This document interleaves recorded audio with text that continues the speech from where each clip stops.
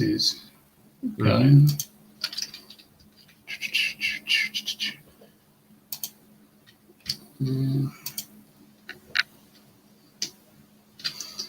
There we go. I believe we are rolling. Okay. Hello, everyone. Welcome to another Jurassic Park video. This time we are doing a commentary of Jurassic Park, and I have a special guest with me today. Say hello, Neemz. Hey, everybody. Thanks for joining me today. As I was saying to Neemz, I wanted to do a different approach to this one. Just wanted to get just one person on it.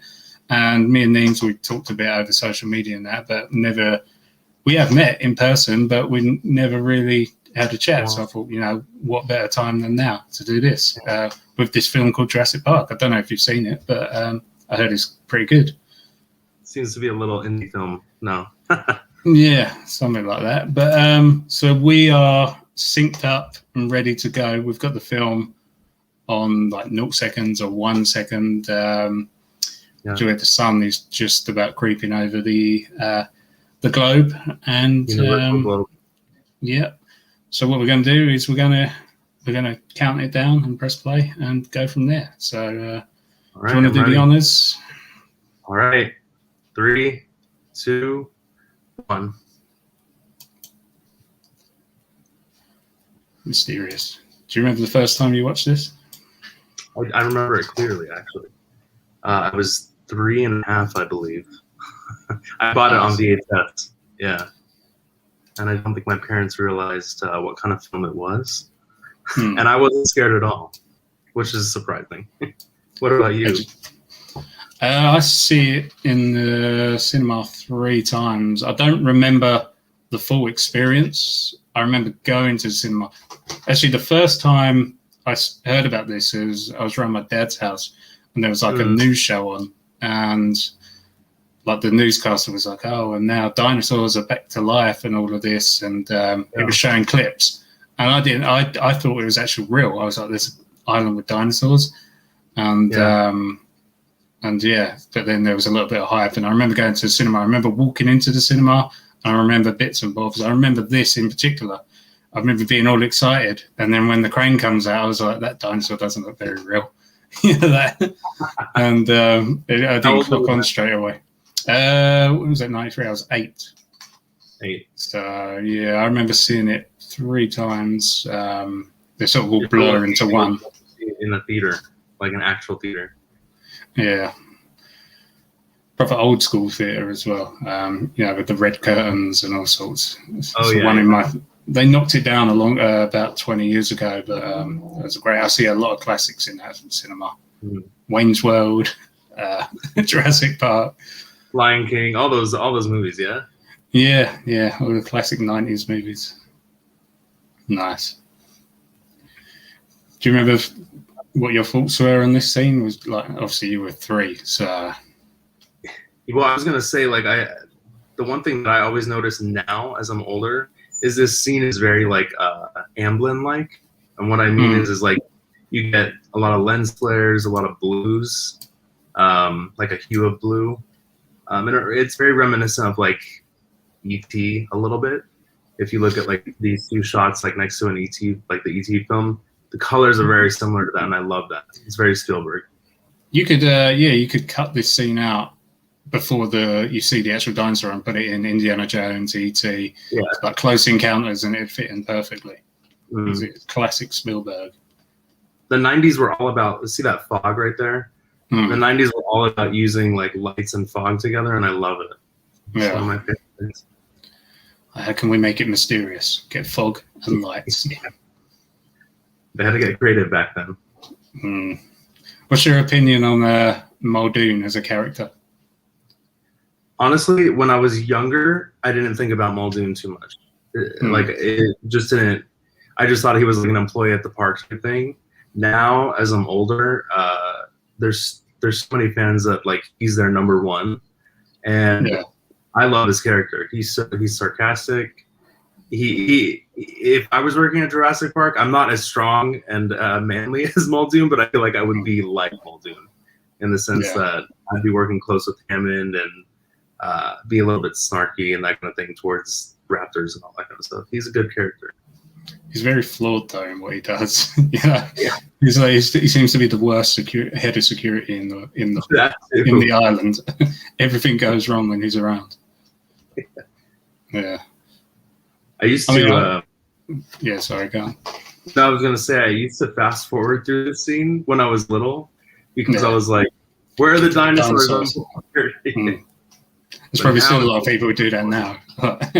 Where's the dinosaurs? The YouTube generation. Yeah, you went to Hawaii recently, didn't you? I did, yes. I went to Honolulu, where most of Jurassic Park was on actually a different island on Kauai, but the Gallimamis scene and a few other scenes were filmed in Honolulu. So the tree log scene was filmed there. Yeah, it's definitely something that's on my list of places to go. It's obviously a little bit more expensive to fly from England than sort of, you were kind of like one of the closest points to it, aren't you, in Cali? So, yeah, it takes about 4 or 5 hours to get there, but you're right. I think it'd be like... Do you know where this scene is again? I don't remember what part of the world they're in right now. Totally. No, I don't know. It's going to be South America somewhere, isn't it? So, yeah. So I haven't actually watched the first Jurassic Park in a good 3 years. Oh, really? Yeah. It's been a while. Yeah, I think like because there's certain points with sort of like especially the stuff we did on Fallen Kingdom, and hopefully on the next one is sort of like a kind of not got burnt out on Jurassic, but just sort of like the deep lore of a lot of it. I kind of like after that I was just like, fuck it, I just want to put on The Lost World and turn my brain off and enjoy that. I don't really want to get into the deep dives of all of this. But I've seen Jurassic Park like at least 1 million times. I like to leave it for a few years and then come back to it. My joke is I've seen this movie 65 million times, literally. Yeah. But honestly, Dr. Sadler, Ellie's my favorite character. Right next to Grant, they're like this close. Ellie's just a little bit more, but I mean, who's your favorite character in this film? Malcolm, without a doubt. He's my favorite in the franchise. Yeah, I love him. But I think as a kid, when I first see this, and at least until The Lost World came out, I wasn't a Malcolm fan. And it was The Lost World that turned me. And then when I went back and watched it, because when The Lost World came out, I was 12. And then I went back to Jurassic after The Lost World, and I was like, he's actually the best character. He's the coolest. Yeah. He is. He's too cool for school. And I love this technology here. This is some Elon Musk level technology. Yeah. Took me Are you too worried about like the accuracy and stuff, or do you not care about that so much? No.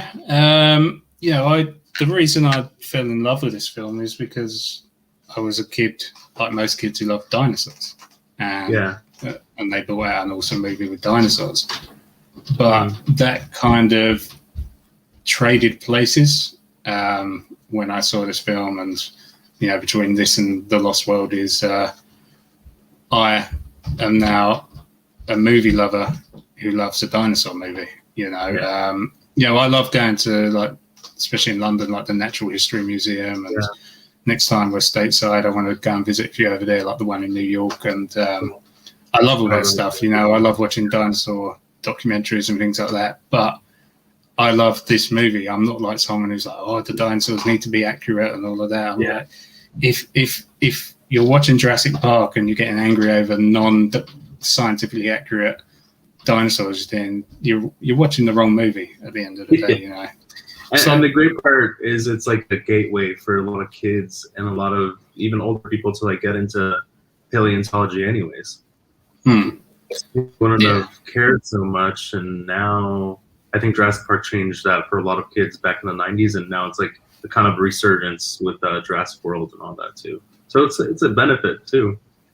Yeah, they kind of answer all the questions about scientific accuracy in the films, especially, you know, with like splicing with the frog DNA, all the way up until like Jurassic World and all of that with Wu and Masrani. Even with Camp Cretaceous. Sorry, say again? You cut out there. Even with Camp Cretaceous, they talk about it too. Yeah. They like go into like, this isn't really real. Like these are, you know, created. They're not real. Like, you know what I mean? Yeah, yeah. I mean, again, it's like watching any genre of movie and hating on it just because it's not accurate. But it's a movie at the end of the day, isn't it? So. And I remember when I thought the 6-foot turkey kid was actually Owen Grady. Like for a good like 6 months, I was like, "That's Owen Grady. There's no way." And I think that's been completely debunked now. But it would have been fun. I don't know why they didn't even try to tie that in, but I guess it would have been too perfect. Maybe a surprise end of credit scene in Dominion or something.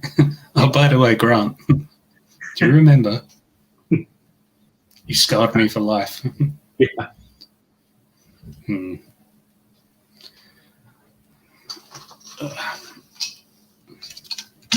helicopter, the color, everything is now certified iconic. Anytime I see that helicopter, I'm like, that's the Jurassic Park helicopter. Just run towards it, start waving your hands. Like, yeah. Turn it off, turn it off. This door, the outwards, inwards door. Oh, yeah.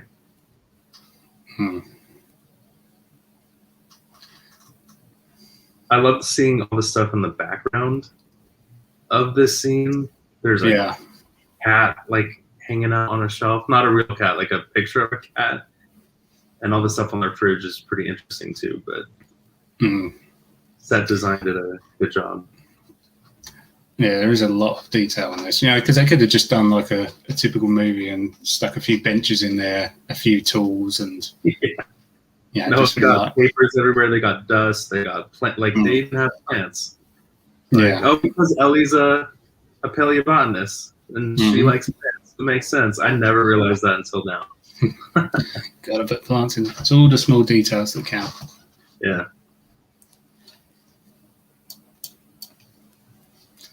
Do you go ahead. So do you with Jurassic Park, as I said, you watched it when you were 3. Yeah. Do you think your prime Jurassic time was The Lost World? And then sort of you know what? I had a double prime because I was 7 when The Lost World came out, and then I was 11 when Jurassic Park 3 came out. So I was still a kid for both of them, and I was still loving action figures and trading cards and toys and all that kind of stuff. So I feel like I was kind of lucky in that sense, where I wasn't a teenager yet, where I was like, oh, no, dinosaurs aren't cool and whatever. But honestly, The Lost World was my favorite experience. Jurassic Park 3 was fun, but I remember The Lost World a lot more and the experience of Peter. Yeah, I've got all the nostalgia for this one and all of that, but The Lost World for me that was, you know, prime, not prime for me, but that was from day one, like hearing all the rumors, reading the novel, this, that, and the other, just the whole build up. You know, I kind of had that with this one, but I was that young, and you know, it wasn't because obviously it's a follow up to the biggest movie of all time. So, you know, it's of course there's gonna be you know, hype around it and all of that. So I remember every single thing. I remember going to the cinema in a place called Lakeside, which is near us, and it was just Lost World everywhere. You know, they had this big lobby where it was like a big glass building, multi-story, and they had the ginormous banner. Like, this was at least 3 or 4 stories high, you know, the T-Rex head breaking out. And if you see, you know, the poster with the where it's like the foliage and the raptor's eye. Yeah, I'm covering my camera there, but they had this long hallway to the screens, and that they had like the standee of that, which was covering the whole hallway, Wow. all the way down, and they had the odd, that. yeah, and they had all the like, random little raptors' eyes looking through and things like that, and that was just such a cool experience. Man, I wish I can go back to the Lost World, like the first time. What is he eating? I actually don't know. I know he's eating probably like some kind of Spanish or Mexican food. I know he gets pie, but I never look at what he's actually eating. I always thought when he did, he's got like watermelon there and all that. Enchilada, maybe. Hmm. Dodgson, huh? That's an important character coming up. I hope. I'm glad he's returning for Dominion, and Colin has said that, so it's interesting. I'm not going to go any further, but that's really exciting. Yeah.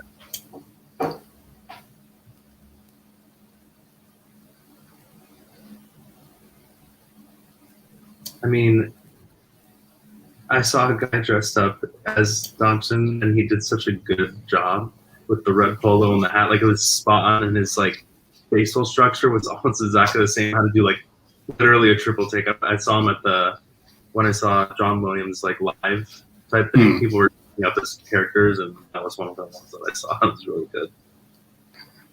Yeah, I always wondered if he was going to eat that after as a kid, even though it's shaving cream. I just didn't.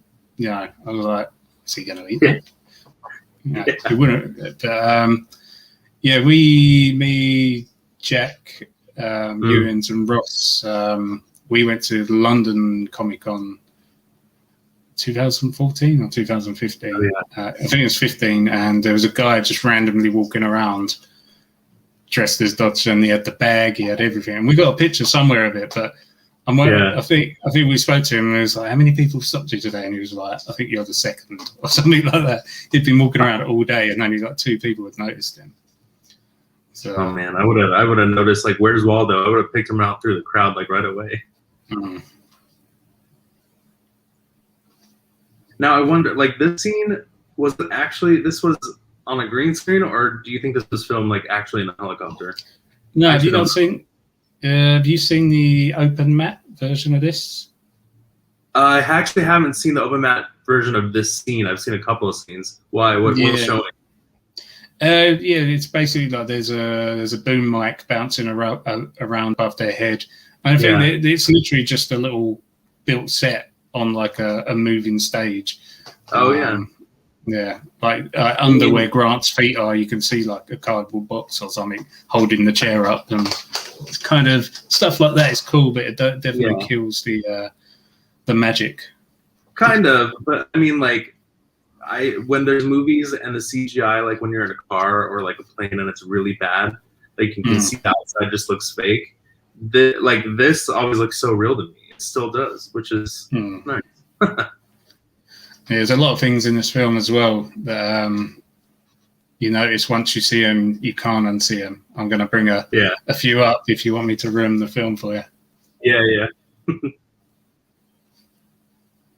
This is You go ahead. I was just going to say, as much as, I don't watch this film as often as the others, Lost World is probably my favorite, but it's not the best. Obviously, this one's the best.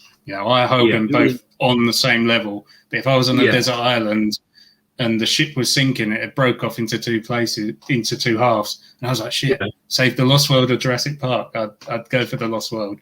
But, okay. What if the world was ending and there was only like 10 movies that the next generation of like species would find?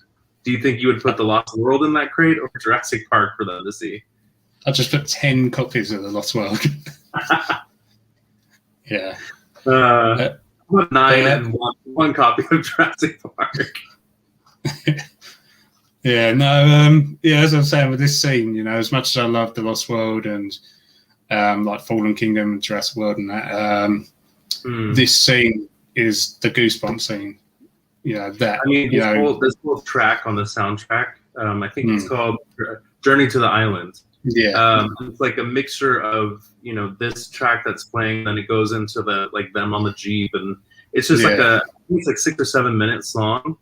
And that's one of my favorite songs from the sound. because it mixes in the actual theme and then it goes into like this part, which is one of my favorite. Like it goes through all it goes through all the motions, doesn't it, of the film? You know, the mystery, the mysterious, then the grand orchestra, and then the fucking pulls at the heartstrings with the brachiosaur and all of that. I don't know if you ever saw it. We did a documentary when they did the Jurassic Park in concert in the Royal Albert Hall in London. We did like go ahead. Like we did a behind the scenes documentary for the Royal Albert Hall. We were there for like the whole day while they were setting up, doing all the sort of like the rehearsals and all of that. It was just awesome. Like we was there the whole day filming. We interviewed like the producers and everyone. It's actually on my YouTube channel. Like I re-uploaded it on there. But like we were just sitting there, like just chilling, like in between doing things, and you'd hear the orchestra and just like they're all just messing around, and someone would be like on the harps, and you're like, "Fuck, that's that one. That's that bit from that song." Or the just randomly they started playing the bit from the Lost World. You know, the Visitor in San Diego. It's like, boom, my gosh, what the fuck? That's the Lost World. You know, and this Jurassic. But what they did is they used that during the to break the film up for the what they call it when they cut a film, like have a break halfway through a film. Intermission. Yeah, they'd use that for the intermission, so that was pretty cool. Oh, I love that. And I always thought that Ellie was holding a pamphlet in this scene. She's actually holding a leaf, which is from the deleted scene, where she pulls the leaf off of the ground. But I always thought it was the yellow pamphlet from Jurassic Park. Do you still think this holds up? Remember when you were in theaters, what it was like to see this for the first time? Like, what was that? Do you remember any audience reaction, or is it too long ago? Or how was it? I don't remember particulars. Again, it wasn't. I can't remember exactly what it is. I remember being like, "Whoa, that's awesome." But you know, unfortunately, it's almost like the trailers of today, where where I said the first thing I ever see of this film was on a news show, and they were showing the Gallimimus where they're running away from it, running away from them. So they pretty much put it right out there. This is what the dinosaurs look like. So there was no kind of like, whoa, this is the first time I've seen dinosaurs. Surprise, yeah. Still pretty amazing after all these years. Yeah.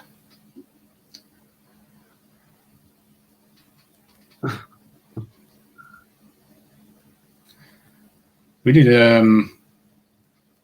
used to podcast years ago, and we did an interview with Martin Ferreira, and it was mad how much he remembered about filming. I can't even remember 10 days ago, and he was remembering like 25 years at this point. Yeah. Oh my God. He's a great actor anyway. Yeah, he is. Have you seen how they done this scene? When like you see over the valley and all of that. No. How did they do it? It's on a couple of like behind the scenes features and things like that. It's basically done in a studio, like in front of a blue screen. Richard Attenborough's standing on like a beer crate or something like that, a milk crate, and all of that, and they're just sort of sitting there, and there's a blue screen, and then they just put it all in. But you would think that it was filmed. Yeah, I thought it was. I thought they were just on a field that was empty, and then they added the dinosaurs in later, but I guess not. There's a lot more layers. I think it was in the behind the scenes for the 3D version of the film. Like on the Blu-ray of that, there was I think that's where it was. I could be wrong. It's definitely out there on something.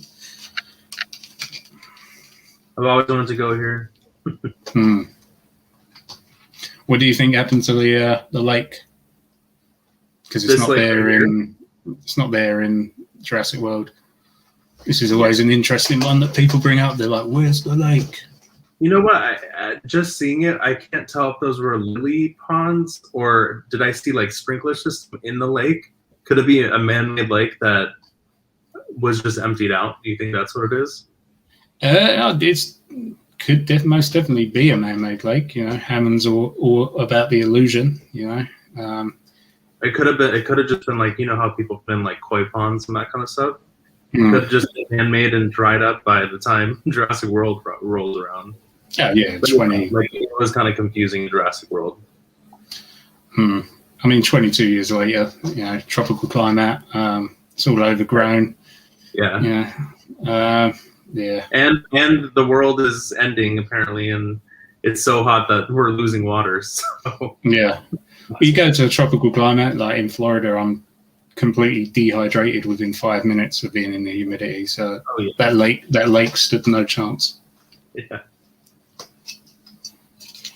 I thought this was really well done, especially for 1923, you know. Everyone at some point has had that that stone background as a wallpaper on their computer. Yeah. I just have it on my laptop. I think I had it on my phone, at like an iPhone 3 or something. I think I had it. Yeah. You haven't done a poster of it, have you? Using that? The rock background? I actually haven't. No. I didn't even think to. Now I might. Yeah. Just have like John Hammond going like that, so people can go up to him and prick his finger. I actually told, you know, Caleb composed. You know yeah. Caleb. I told him that in this scene, John says, you know, the soundtrack isn't complete. This isn't the actual sounds or whatever. I told Caleb he should actually compose what John is talking about, where it's like bomb, bomb, bomb, like something that actually goes with this video that is the real track, because nobody's done it, and he's the perfect person to do it. Why not? Something really dramatic. Yeah. And this is where the initial Dominion poster comes from. Is right there. Is the one with the mosquito on it? Everything starts the all started here one. Yeah. Yeah.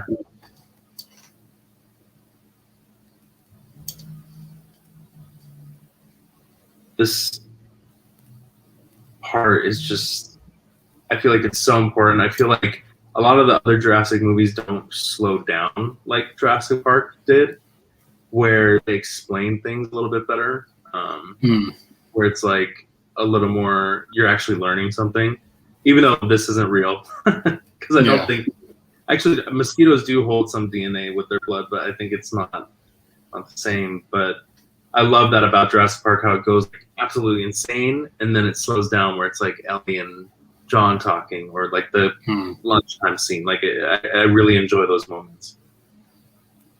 Whereas like Fallen Kingdom is like a boom, boom. There's so many things happening, one after another. I think a lot of the sequels and that don't need to though, because the first one does all the story building for you. So like you go and watch the second or the third Matrix film, you don't want to hear the backstory again. Or a good example, Spider-Man. Not everyone doesn't want to see a origin story in every Spider-Man film. So why do you need one in a Jurassic film? Like every Jurassic film. So I really love that the Mattel figure that just came out for Ellie came with her wearing glasses, like the interchangeable head. I thought that was really well done, and a long time coming.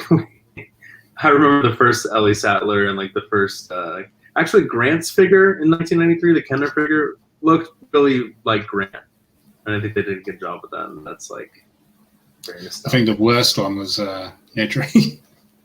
Oh no! I actually remember the day that I got my first Nedry figure with the red shirt. Did not look like him. Yeah.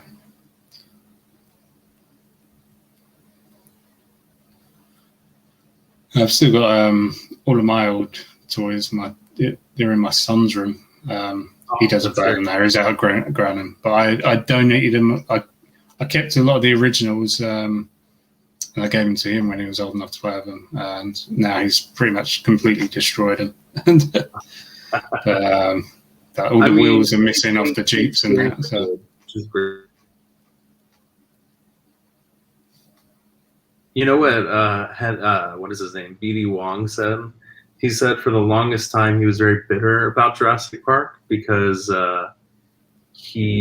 after this scene, they don't bring him up ever again. And for the longest time, you know, like, does he get off the island or whatever? Like, he created all these dinosaurs, and he was like such an important piece of Jurassic Park that there was no mention of him after the scene. And I think they were like, if they make sequels and that kind of stuff, he said that they won't come to me. Nobody's gonna even like think about me or whatever. And now, look what's happened. Colin rocked up on his doorstep. Yeah. I've got just the role for you.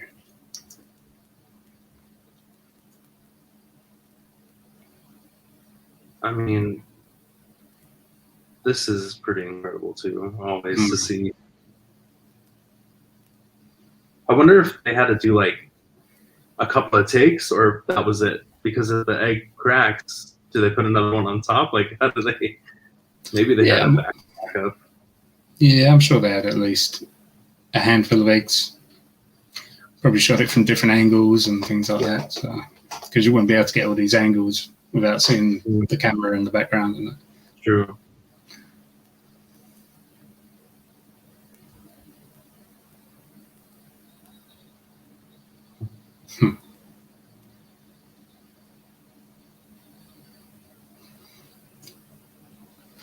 Funny thing there is that a lot of kids, when they're like, they watch Jurassic Park for the first time, they're like, so that's where that meme comes from and all of that. Oh yeah. Yeah, like the Malcolm, there it is, and things like that. Yeah, they're like, who is this guy? And now they get it. And it's crazy that so many people still say like he and like him type thing about the dinosaurs in Jurassic Park when we know that they're all female, but everybody still says he. And I think actually in the movie, what does he say? Like, T-Rex doesn't want to be fed; he wants to hunt. And I'm like, but it's a she, you know. I guess like back in the day, there could have been a male Rex or something. Here comes the meme.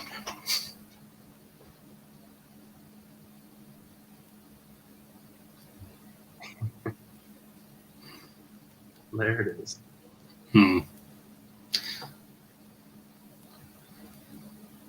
Did you ever see the thumbnail I did for the Jurassic Park 3 commentary on the channel? I think I did. I faintly remember, yeah. Yeah, that was I actually did that as a nod to you. I was like, Neemz, eat your heart out, because I was like, I picked the worst moments, because you know at the time you were doing them montage runs, you know, where it's like all the characters kind of in an arch and like a scene. You did it for all the films, and I was just I'm going to do the opposite and pick all the worst bits of the film and use that as the thumbnail. I loved it. And a lot of people don't notice, but Billy, if you look at the clouds in the sky, you can faintly see Billy just laying there. It's like a little Easter egg. I'm going to go back and I'm going to look at that like really closely and see what you did. Yeah. Your masterful artwork there. I'm surprised no one's ripped it off and started selling it on like all posters or something like that. Oh man, eBay's full of every fan art. Not even like just mine. Like every Jurassic Park fan art that's out there is like for sale by someone that's downloaded it from Google. Yeah, they always crop up everywhere. Yeah, I've always wanted to visit this set too. I think it's quite touch and go, isn't it, with the location? Like sometimes you can get there, sometimes you can't. I think it's private property. I think it is. There were definitely some scenes that I remember watching the behind the scenes, and they said that they had to ask for permission for some of the spots. I love how Hammond's just looking at them like he's almost taking pleasure in it, isn't he? Not like that. Yeah. Like, yes, you're experiencing the park, even though it's terrifying. It's almost a very sinister look that he has about him. Yeah, it was very sinister. I mean, in the book, he is pretty evil. In the movie, he's kind of a loved character, even though he's flawed. Yeah, I think at this point they were kind of going for maybe that mystery of, you know, is he good, is he bad? You know, you don't know his full intentions at this point. Just got a And shout out to. I love this scene where like there's like 5 conversations going on. You get the one in the back and the one in the front. I guess it's 2 conversations, but and then it goes back to one. You can't go for any of these scenes without commenting on Muldoon's socks. The old dunes and shorts.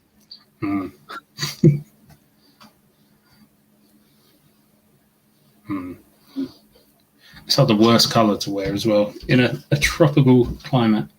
Oh yeah, you got sweat patches everywhere. The costume department did like such a good job, like distinctively choosing their colors because everybody's super memorable. And I forgot there was like some not science behind it, but like some mathematical way where they were like, these are the colors that like stand out the most, where it's like black, white, pink. I forgot what it was.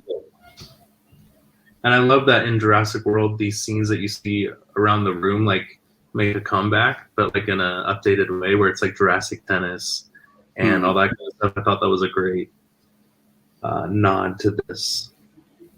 As like Zach and Gray are going up the escalators, you see them all behind them. Yeah.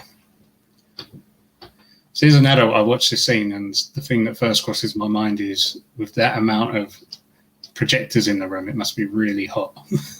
Yeah. Nowadays, it would be something completely different, but back then it was probably just all those like overhead projectors or whatever it is. Yeah, you can see them in the background flicking through. I've been in a room with one of them, and I'm like, oh, it's hot. But it makes for great movie making because I love those lens flares behind them. Yeah, you get that kind of mist with it again, don't you? Very Amblin.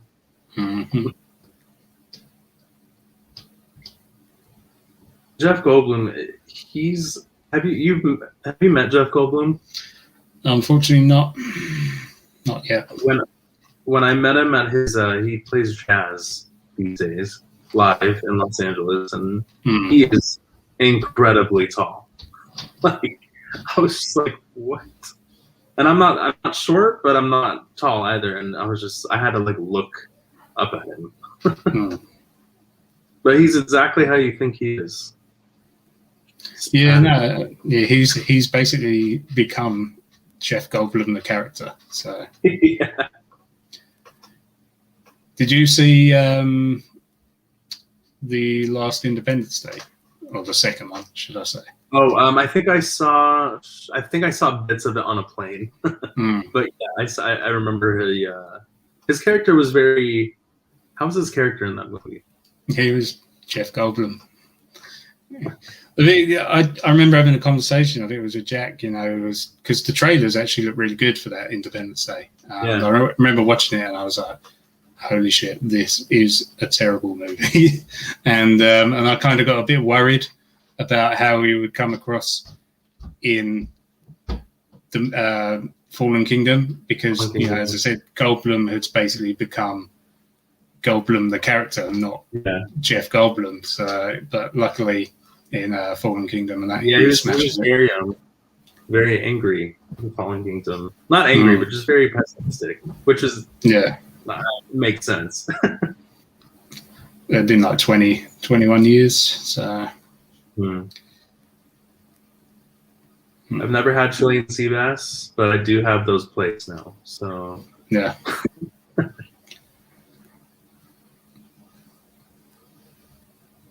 Yeah, we've got a habit of breaking china in our house, so I wouldn't buy them. They just go to waste. Yeah, no, I think I just bought a set of 4, and I was like, I'm never using these, but they're really cool. Not even if Sam Neill, Laura Dern, and Goldblum come around for dinner? Oh, no, if they came for dinner, no, I wouldn't. I wouldn't do that to them. They'd probably be like, not again. I always wonder what watch Hammond is wearing. I love watches.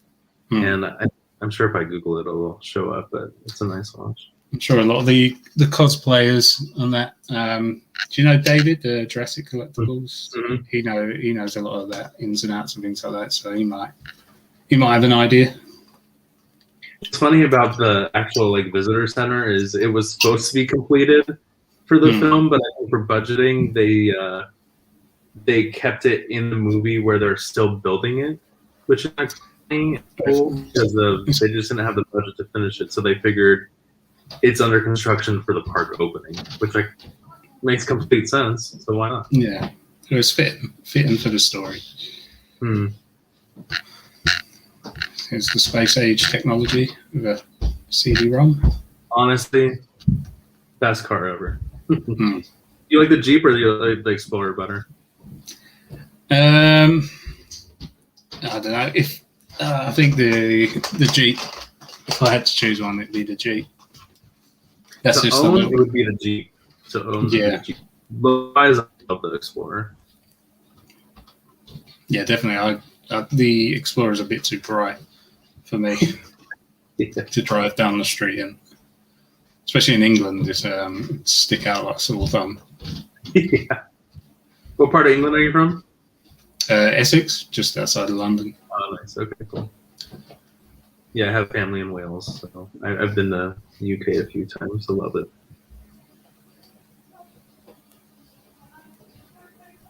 So what book is Tim holding again? I can't remember. Is that the book from Backer? Or what that he says? For me, no, is it Grant's book? It's got the footprints on, isn't it? The Oh, so it is Grant's book. I believe so.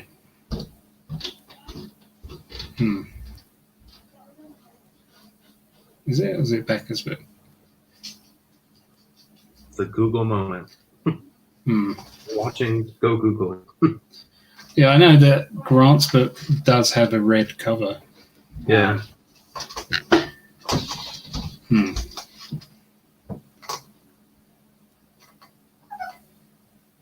I think my biggest regret is not saying hello to Laura Dern when we were at the screening of Battle of Big Rock. Yeah, she came and all that kind of stuff. She was about like 2 feet from me, and she left, and I was just like, I didn't even say, because she's my favorite character, But one day, maybe one day.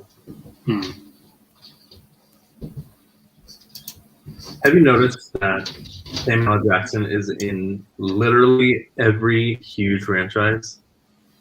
Star Wars, Jurassic Park, Matrix. Was he in Matrix? No, it was Matrix. No, that was Lawrence Fishburne. Yeah.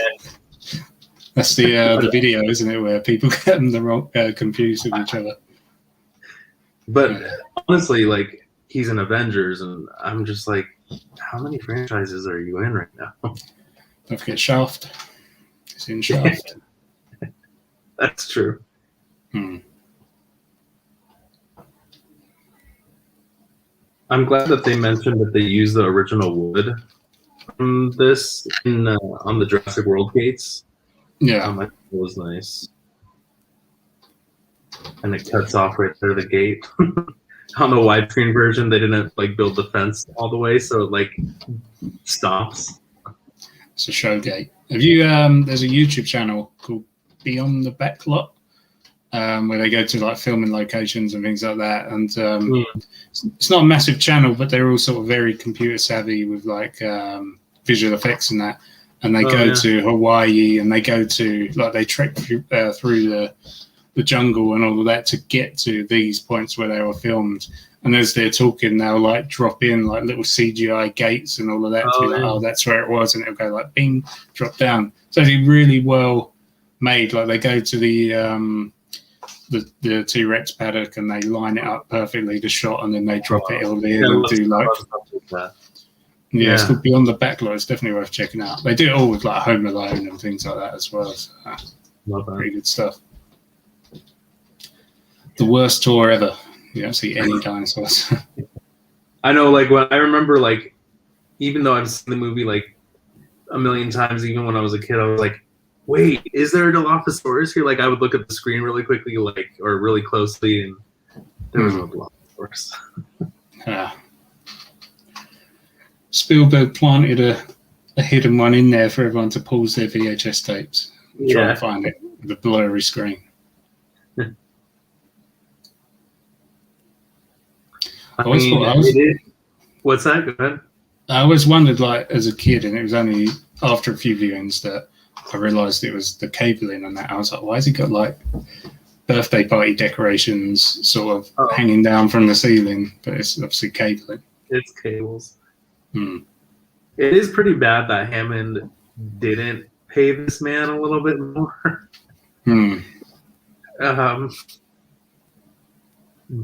But I think that's the millennial in me talking. Yeah, I don't. How much do they just? They don't disclose how much they pay him, do they? No, they don't. I mean, if he is getting paid like a lot, then he needs to be quiet and turn around. But yeah.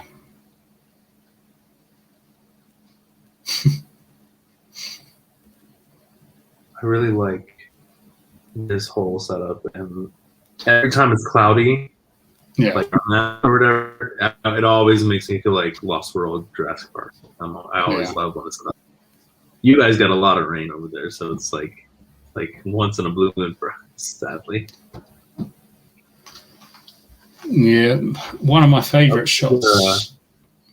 This is where Ian touches Alan's hand. I don't know why.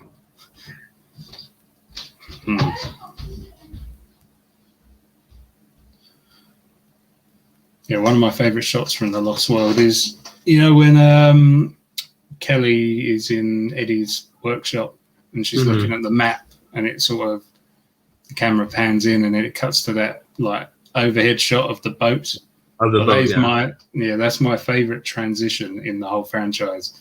Really? And just like that set of shots after, as you said, like it's got the mountains in the background with like that misty clouds over the top and all that. I just love that. It's a mood. It's the vibe.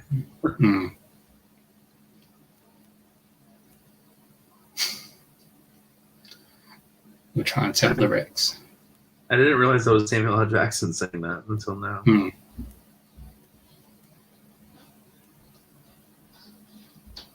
Honestly, I would love if Mattel made a goat.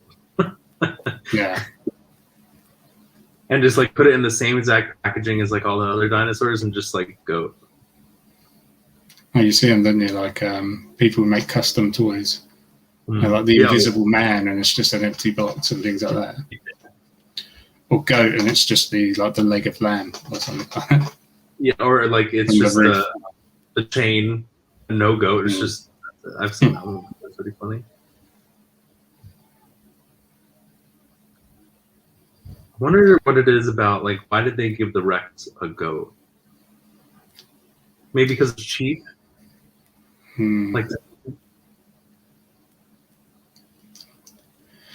I don't know where the goat come from. Is there like someone hiding underground, or has that goat just been sitting there chained up underground for that long? That's also true.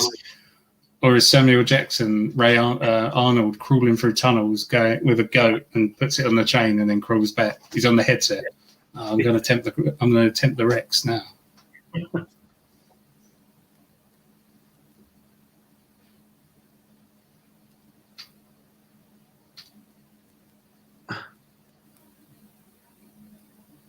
I really like the lighting in the scene too.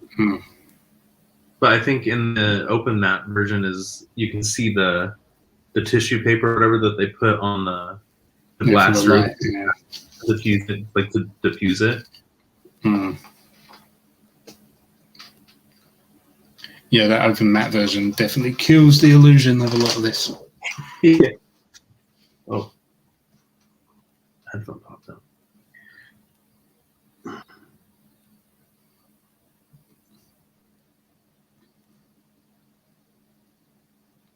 It's interesting that, were they married in Jurassic Park, or did they get married after Laura Dern and Jeff Goldblum? I have no idea. I know at the premiere they were together. I just don't know if they were married or dating during filming. Yeah, I wouldn't know. But it's nice that they still get along, obviously.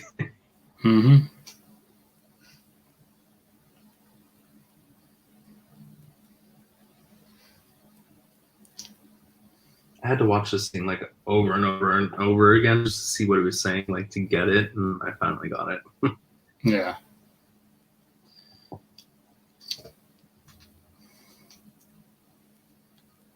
I love it that Muldoon says, you know, they should have put a locking mechanism on the doors, but you know, he's head of security, so that was his job. But also, the cars do have locks, and they weren't locked. You could see the locking thing was just left up. You know, you'd think at least they would pre-set it so when everyone's in there, it locks, even if they can unlock it. Yeah.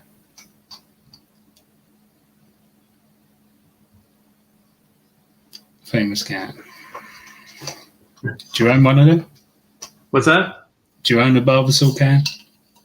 I own no, actually I have the Mattel version, and I ordered it through that one website that like went under. Oh, yeah, Chronicle. Yeah, and I never got it, so I'm sad.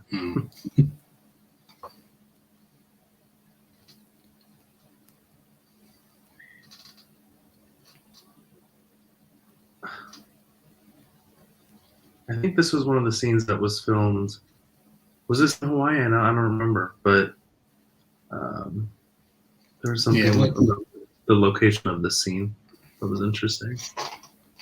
Yeah, it was because we spoke to Matt Winston years back, and he was saying about how they had to ship out the Triceratops to Hawaii. They basically built a big channel in the field and then covered it over, and all the puppeteers were sitting underneath it, and they had big sticks where they were pushing it up and down for the breathing effect and all of that. Oh yeah. So I mean, I think I can't remember who I sent it to, but there's a photo of this Triceratops, and it's like at some random fair.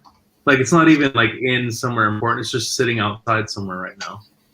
I think they took it on like a tour when the film was done, with all the props and things like that. But yeah, I think it's just sitting outside getting destroyed by the elements.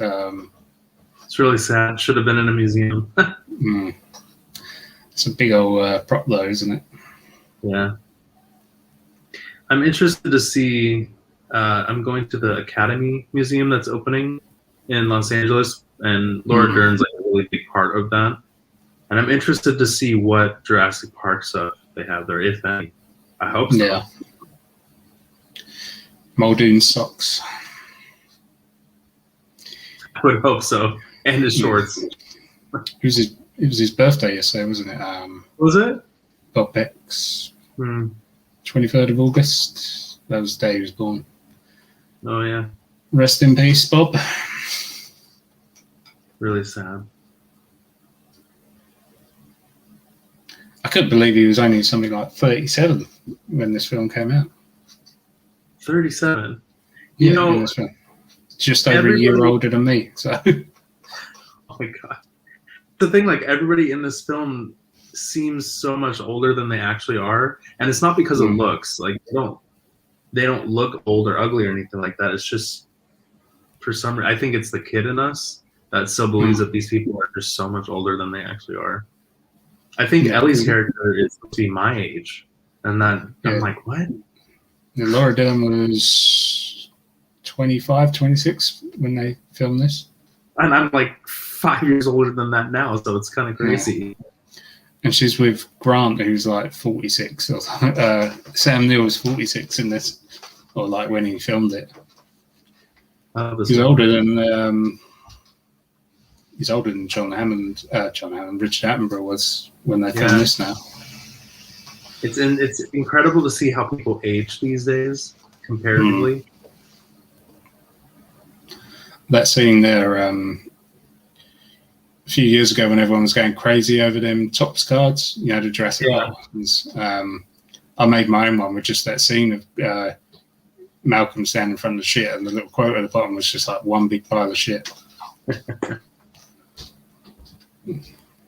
I would want that card. My level of seriousness. Yeah.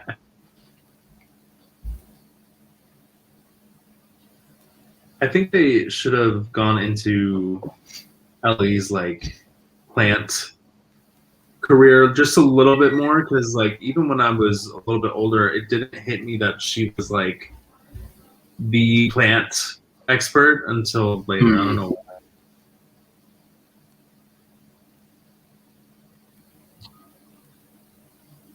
It's also interesting to me that there's a Dr. Harding here, and then we have Sarah Harding in The Lost World, and I'm like, there's absolutely no correlation, I don't think, right?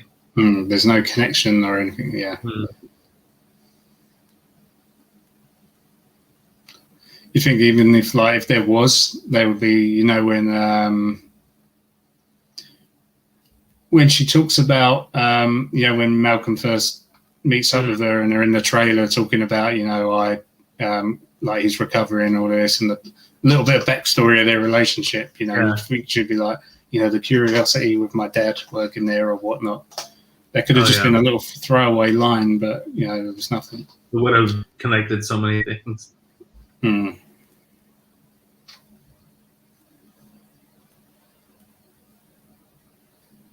I still want a Hamming cane, a replica. A Lockwood cane. Or the Lockwood cane, yeah.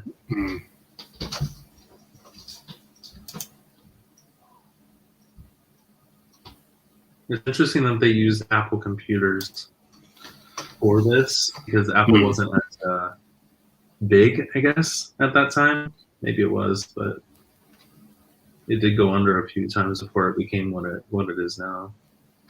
It's probably just a cheap bit of product placement at the time.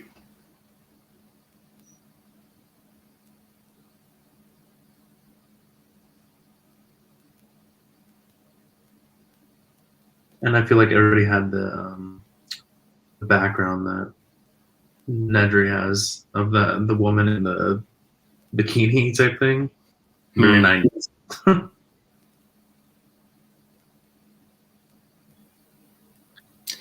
For years, I wondered why he always pressed the mouse so awkwardly like that. I always thought he was doing it behind his back, but then, you know, I realised. I think it was not until the DVD came out that I realised he was doing it and pressing his watch at the same time. Yeah. To sync them. In reality, you just would click one and then click your watch. You know, 1 second is not going to make any difference between clicking the mouse and clicking the watch. Yeah. Well, for Dennis Nedry, it made a world of difference, apparently.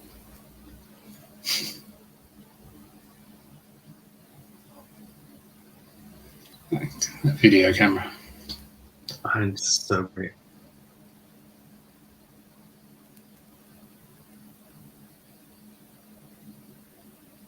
It's interesting that Samuel L. Jackson's character was supposed to be in the movie a little bit more. And because of the storm and everything like that, it didn't happen. But I think they handled it pretty well, but it would have been cool. I think that's why Mattel created that. Like the scene, yeah. Let's create a toy of what could have been the goriest scene in the movie. Yeah.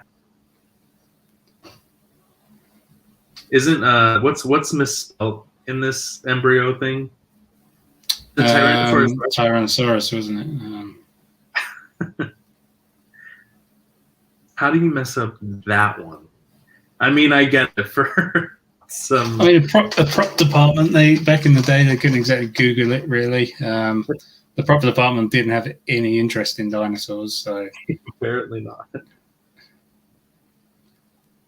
Maybe they had one of them little label printers where it was like a X amount of characters max. They're like, fuck, we can't fit it all on. Let's just miss out on the letters. No one will notice.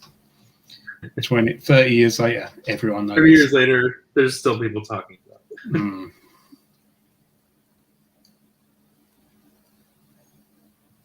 It's interesting that Malcolm has other kids. What did he say? He has like 4 or 5. I don't even remember what he said. Yeah. I guess Kelly would have been born by this, right? Yeah, this is what, 4 years before? 4 years prior? Yeah, Kelly was what, 12? It was something like that,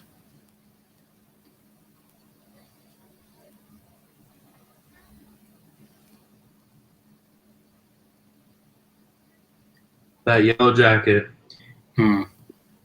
based Have you off seen? of Goonies, right? Yeah, I was just about to say. You've seen that the meme, isn't it? Of Mm. his three outfits in this film are basically the same outfits from the Goonies. Obviously, the floral shirt is Chunk. Yeah. That's Mouth. Oh no, Mouth is before he puts the yellow jacket on, isn't he? He's got that zip up top and then the yellow jacket is Mikey. Yeah. I mean, that's pretty clever. Hmm.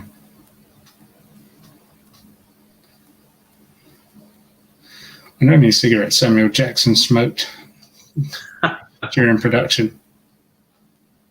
Yeah, I wonder if he had to like put them out, relight it, make sure it's in the same spot, or. Hmm. It's not like he could even pretend to smoke them because they're so prominent on the screen, especially like the close-ups. It's just like fucking. Yeah. I think these days, like a lot of the cigarettes in movies are just like vapor or like water. Hmm. Not with that, you can like almost smell the cigarette because it's so real. You're sitting there, you smell your clothes after you finish watching it. You're like, oh. Yeah. You go and watch this in one. Have you seen them 4DX cinemas? I saw Free Guy and Suicide Squad on 4DX. Yeah. So imagine if you go and watch they, a re-release of they this, they're just blowing nicotine into the cinema. Tobacco. Oh, fucking hell. Can't see the screen, it's so misty. It's that Amblin effect. The Amblin effect. Mm. The Amblin effect is just Samuel Jackson behind the camera smoking. Yeah, Goat's been there a long time. Yeah, it's messed up. I hope they gave him food.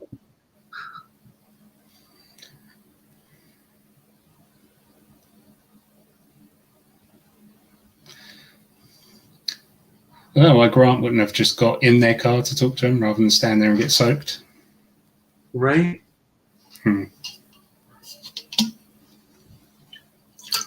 I really want a replica of those goggles, though. Oh, the night vision. Yeah. Just leave them on the back shelf of your car. Yeah. For a rainy day and a T-Rex. Just in case. What's this thing is the car has an all-glass roof, just like the Explorer. So I always think about it. I'm like, if there was a T-Rex, I would be in the same position as they are in.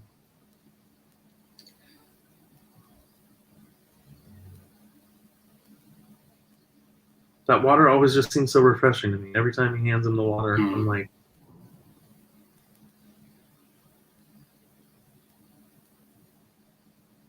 what's interesting about all this is from like here on out, there's no music.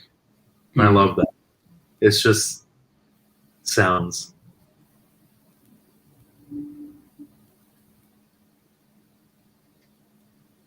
That's what Spielberg does best.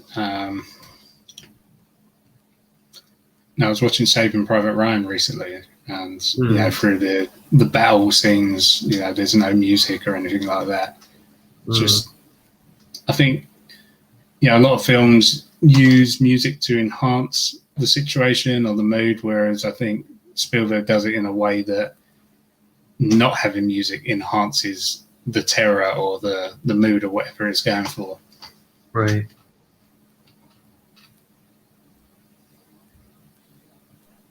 I think after watching The Lost World, because where I live in Orange County, we're next to like a Marine base, and they would do tests of like bombs and all that kind of stuff, and there would always be like boom, boom. It sounds exactly like the Rex, stomping, and when I was 10, it would give me actual nightmares because it sounds exactly the same. That's why you want them goggles, didn't you? So you can look out your window. Where's the goat? What goat? I don't know. There's no goat out there.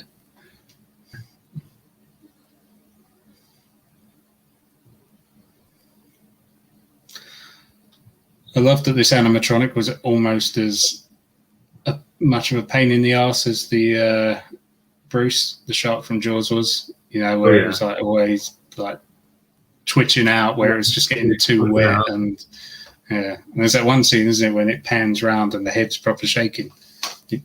Have you seen that on here? Yeah, I think I noticed it when. It's already happened or hasn't happened yet? No, I think it's the scene where they've got the torch and the T is sort of like looking above, and the T-Rex sort of turns his head to look down on him, and that's where it's like that. It's either that or where it pans round to Grant. And this is still, in my opinion, this is, you know, a lot of the CGI. If you take off the nostalgic goggles, you know, a lot of the CGI is a bit ropey around the edges, but this is flawless to me. I still don't understand how they did it. I think it's like a combination of the darkness and the rain and the wet and all. Like it all just because there wasn't supposed to be rain in this scene, right? And Spielberg wanted the rain, and I think that really like sold it 100%. Yeah. Just this transition between the animatronic to the CGI feet or legs. Yeah. I think this is the twitching head. Yeah. Is it? No, it's very similar. The scene that you're talking about is very similar to it.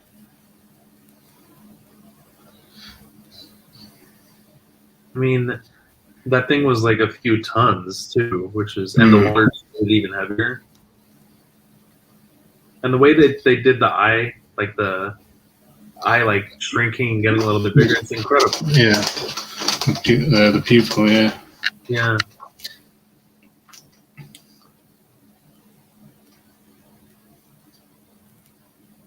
I would have loved to just be on that set, just sitting there, watching all this happen. It was probably the longest day ever, though. Yeah, especially when the animatronic kept freezing up and jolting there to pat it down to get all the rain out or the water out of it. Is that there? Yeah, there it is. The twitching head. Yeah.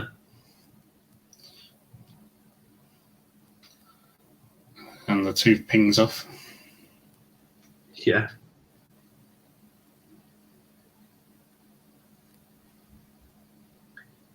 It's funny that you see the wire from the Explorer as well that you weren't supposed to see. And they just never thought to like get rid of that. And like later versions of the movie, they were like, just keep it. It's fine. And the potted plants and that. Yeah.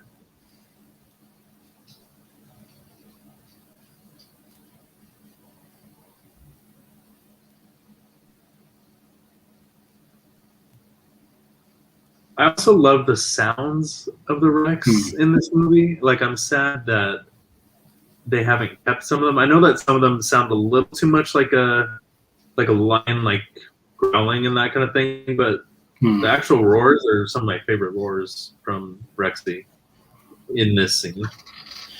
I mean, animals and things like that with age, same as humans, yeah. Voices and barks and that become aged.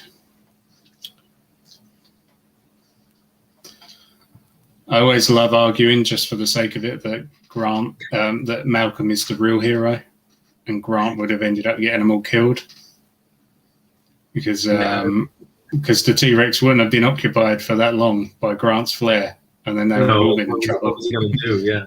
Yeah. Malcolm was like, right, I need to step up and lure the T-Rex away. So he sacrificed himself to save them all. That's very true. Waiting for Mattel to make a toilet playset where it has the lawyer. Yeah. Just push a button and the T-Rex head just bites him. Yeah. It would have been a really horrible way to go. Oh, man. When the Rex is just flinging them about and you hear all the bones crunching and all I have in your face squashed on this stinky T-Rex tongue. Oh, man, yeah. So it just reminds me of the book, with the tongue in the waterfall. Yeah.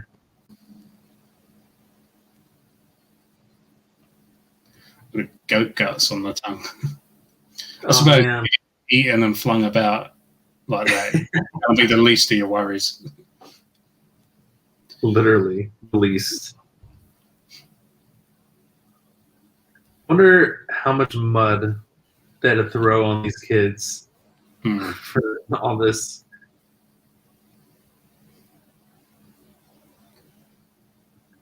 What about the whole theory about the like where the car is landing and like the T-Rex like standing? I honestly think like there's the T-Rex here and then there's a ledge. Like you know. We yeah, it was did you on the DPG website we did Jaroslav did the artwork of the T-Rex paddock, and the brachiosaurs are coming up the edge to where the breakout was. So that was kind of our in-universe explanation of, oh, there's a ledge there, and look at the brachiosaurs climbing up it, you know. I need to take a look at that again because that's incredible. I mean, that's the explanation for it, but it is it is a ridiculous design for. Let's have a dip there. Why would you have that there where the cars come? I know it was kind of the fault that, like, for us as well, was that kind of channels the wrecks to that point in the fence, the feeding point. So there's always a good viewpoint for the people to see it, but it's just it is a bad design.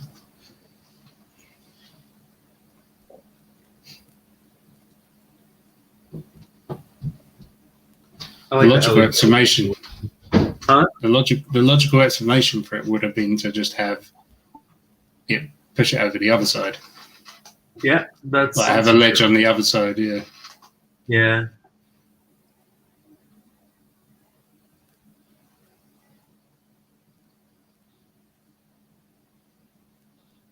I really like this version of the Jeep too, with the lights on top. Nice. I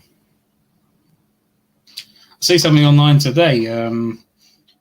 Someone took a screen cap of the open map version of, we were saying earlier about Ellie had the leaf. Yeah. That was from the deleted scene. It was a screen cap of her grabbing the leaf. But if you can see in the open map one, there's a roof on the car in that one. Oh, is there? Yeah, so it kind of doesn't match up to the scene because that's an open top one, isn't it? Yeah.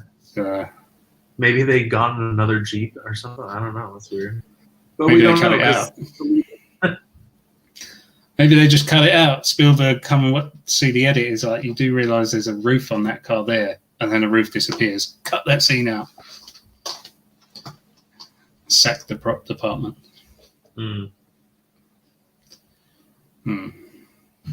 mean, it's interesting that the Dilophosaurus that we're about to see, like, it's been confirmed that this is like a young Dilophosaurus, right? Yeah, he says, yeah, I'm glad you're not one of your big brothers. Yeah. Because everybody kept on saying, like, oh, it's too small, like, because Dilophosaurus is huge, like, actually pretty big. 6 foot, wasn't it? Probably the size that the Velociraptors are in the series. And they are the size of turkeys. Yeah. This, again, is what you were saying about everyone addresses the dinosaurs as male, when they're female. Yeah. Oh, yeah, see. That's why I feel like audiences get really confused. I think in the later films they do a little bit better over Tom, but yeah, nice boy. Yeah.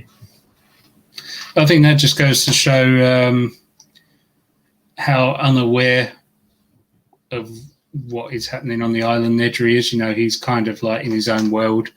By referring to him as boys and big brothers and things like that, he's not, but kind of not alert, but as I said, aware of what's going on in the island. He's just in his own world of like, I just want money. I don't give a shit about this. And that's why he underestimated the danger of the park by just turning off fences and things like that. Thinking he was going to get to the dock. think this animatronic's pretty incredible though. Mm.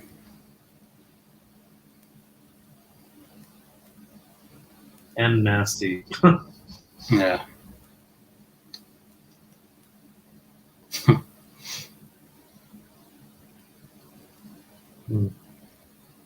It's a pretty bad way to go too.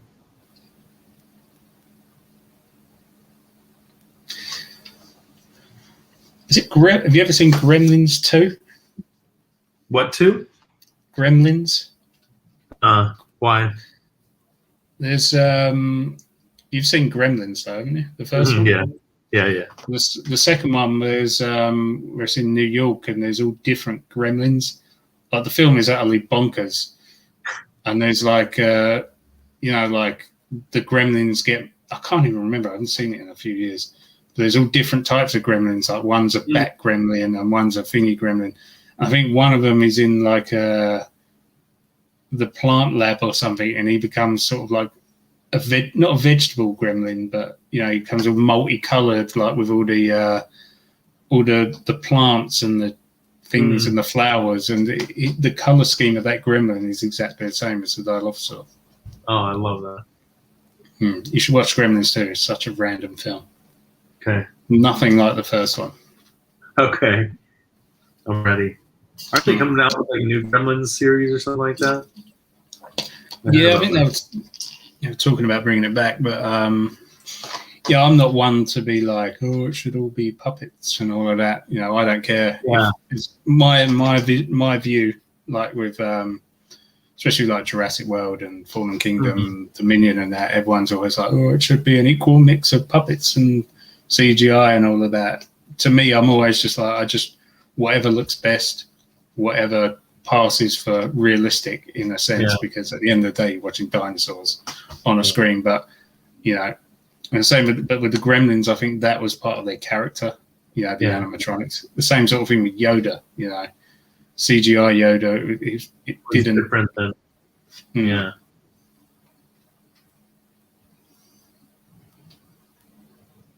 How badly did you want to climb this tree as a kid?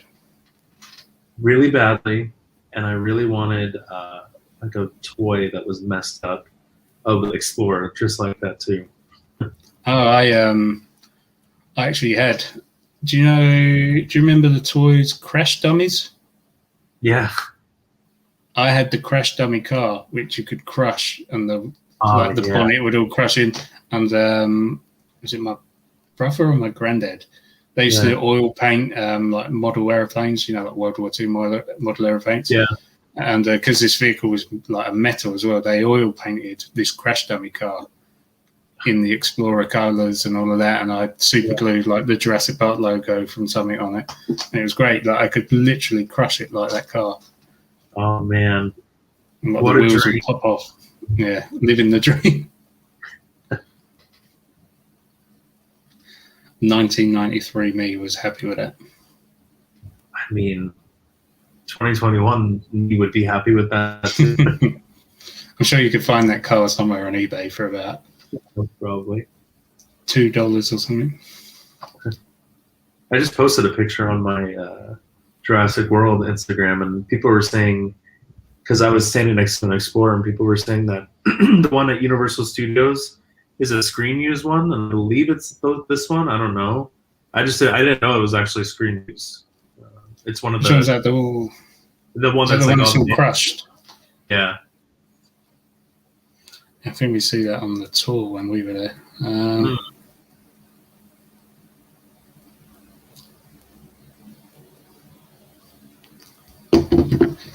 It might have been this one. I'm pretty sure they probably had more than one of this one as well. Yeah, they have to. Yeah, because this one falling out the tree is more than likely different to the one that Tim was sitting in, and also different to the one that falls on their head, because that would have had to have been gutted out. Have to be, has to be. Yes, so that's what I mean. There was probably 3 or 4 versions of this one, at least.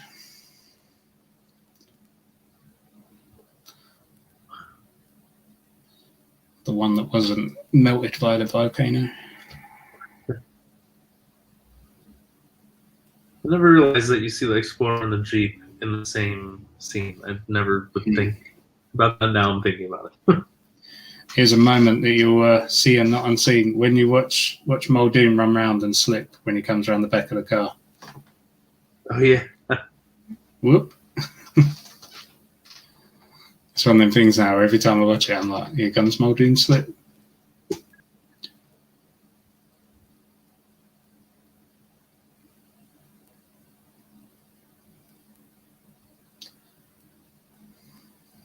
I wonder if it's because it seems like it's cold, but they are in, a tropical area, so it's probably like humid still. If you really think about it, like when I was in Hawaii, the nighttime was so humid, even after it rained and stuff. Obviously. Yeah, I think they're wearing them rain jackets just for the rain rather than heat. Because obviously they've got that open top vehicle as well. Somewhere that rains so much, why would they have open top Jeeps? But then again, they have got the roofs. So.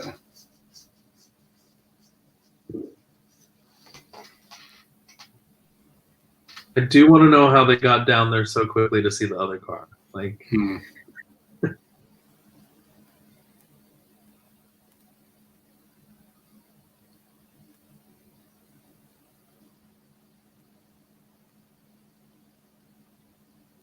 I like that in the Lost World. There's a callback to Ian in this, where he sees the water in the footprint. Well, actually, he doesn't see a footprint in Lost World, but same idea. Puddle. This is another scene. If you're watching the open mat, you can just see them holding the boom mic above his head. It's like it's literally right above where the right here. Yeah.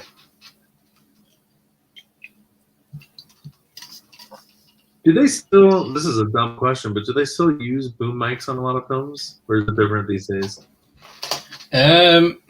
Yeah. I think they're not so prominent, and they probably don't have to stick them right above the shot because, they could probably pick up the sound at a bit more of a distance. But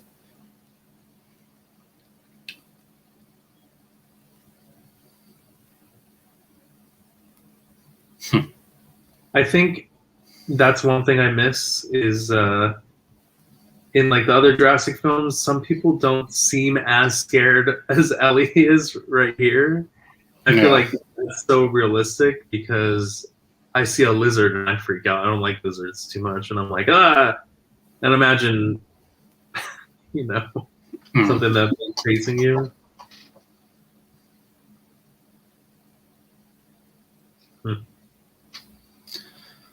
Muldoon's all happy with himself.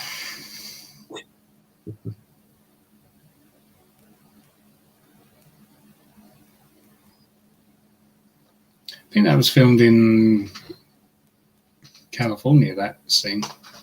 The one where the Rex is chasing them? Yeah. Yeah, it was filmed I think at Universal Studios, actually. I think. There's like a strip of, not land, but like a concrete or whatever, or asphalt, and they covered it with like mud and all that to make it seem like Jurassic Park. Yeah. Now this is a tree that I would love to climb. So.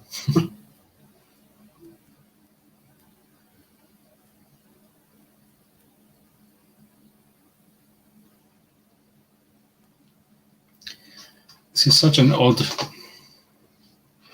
scene because this is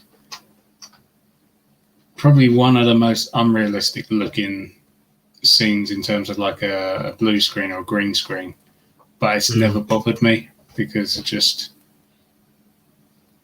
the only scene in Jurassic Park bugs me is when the Brachiosaurus sneezes. That kills me.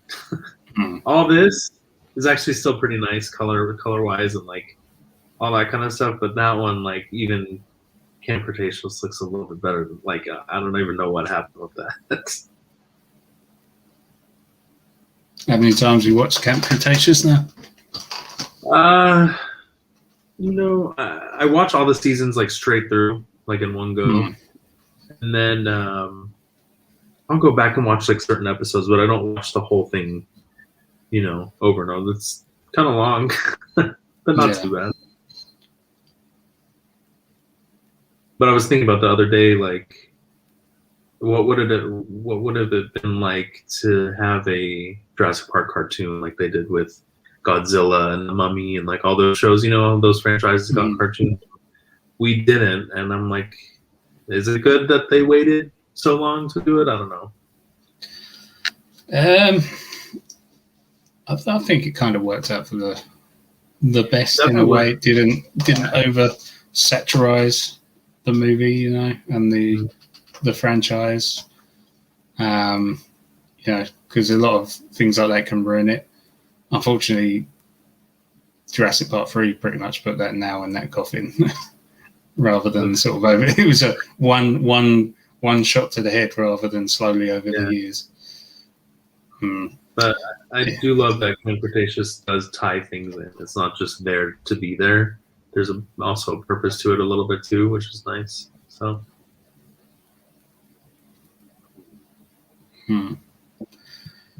Yeah.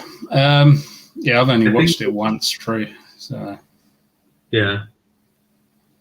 I think this scene is why there's so many collectors. Is because you see all this Jurassic Park stuff in a shop like that, and people love seeing that. And then it's like behind me is that's what's happened.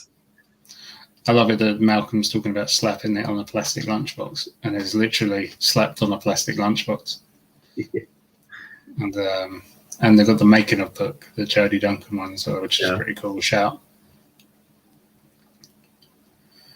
So I wanted to always eat in this place, and it took us a long time to get to Universal Studios Florida, to the Discovery Center, and unfortunately it wasn't as magical as I thought it'd be. It was good.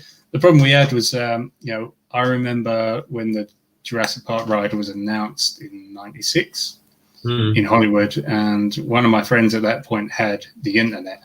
I was like, whoa, you got the internet. So the first thing I did when I went there was like, try and load this website up.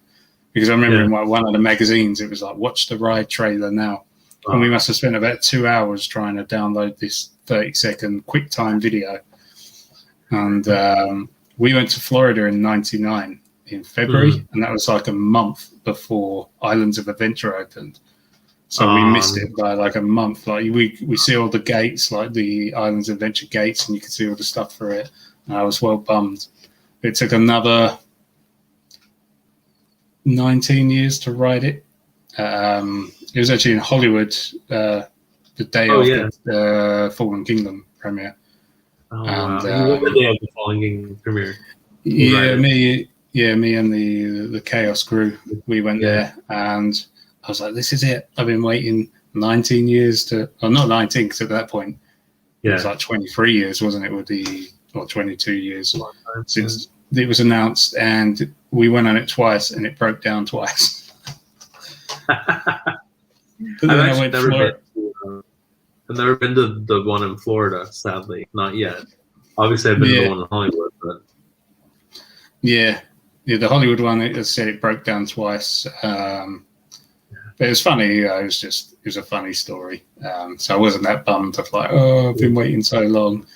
But it was the day after the Fallen Kingdom premiere, so you can't be too upset about something. Oh yeah, it was probably the best experience, anyways. I mean, I got stuck on Jurassic World the ride for about 40 minutes, and I was like this. So it was at an angle when it was going up. It was not fun, and the soundtrack just kept playing over and over again, like this 20-second bit. It wasn't even like a full soundtrack. It was just like a da da da, and I was like, I'm gonna die. I love this song. 40 minutes later, I hate this song. But it was all rated because we took the family to Florida a few months later, and we went on the ride, and it was as perfect as it could have been. The ride, obviously, it was a lot better than the Hollywood one was in at that, the condition, because that was right before they got rid of it, wasn't it? It was still very clunky, the Orlando one, but Yeah, it's good fun. And the Discovery Center is like a time portal of 1999. Oh man, I gotta go. Mm. But I'm dying to go to Beijing. Yeah, that looks rad. That's incredible. I'm hoping they stick that in the Epic Universe in Orlando, aren't they? The new Universal Park. Oh, I didn't realize that they were doing that, so maybe they will. I don't think it's not been announced there, and there's a lot of concept art, and you can't really see anything, but it would make sense. But then again, if they did that, then that would be a nail in the coffin of Islands of Adventure, Jurassic Park. Yeah, Velocicoaster. Do you think, why would they do Velocicoaster there if they were planning on doing Jurassic World over there? More money, I'd pay to go to both. Have you seen the Singapore one? No. Is that a new one or is it older?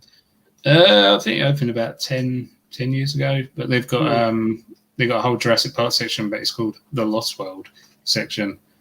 And if you Google it, they've got like their Discovery Center, and outside is a giant full-size dueling T-Rex and Spinosaur. Yeah. And like you can, almost like it's almost like a foreshadow of the T-Rex and Indominus on Main Street. When they're sort of like facing off. And here's your favorite scene. And oh man. And the Jurassic Park river ride is like a river rapids rather than a boat. If you know what I mean, like one of the ones where you sit in a circle and. Oh, it's like that. I've seen photos of that, and I was like, "Where is that?" I didn't really look into it, so now I'm gonna do a little search. Yeah, Singapore one.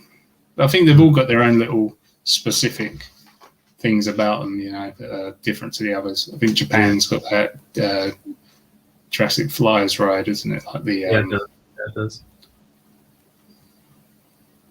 I always wanted one of these eggs. Not to eat, just to have. A cracked egg. Yeah. They had a couple of them at the JP25 event. Oh, what, the props? Yeah. It's just like styrofoam or something, right, isn't it? Something like that, yeah. Actually, most of the sets in Hawaii for Jurassic World are all made out of like styrofoam, and like you would hit like the concrete, it would just be like empty. But that's movie magic, I guess.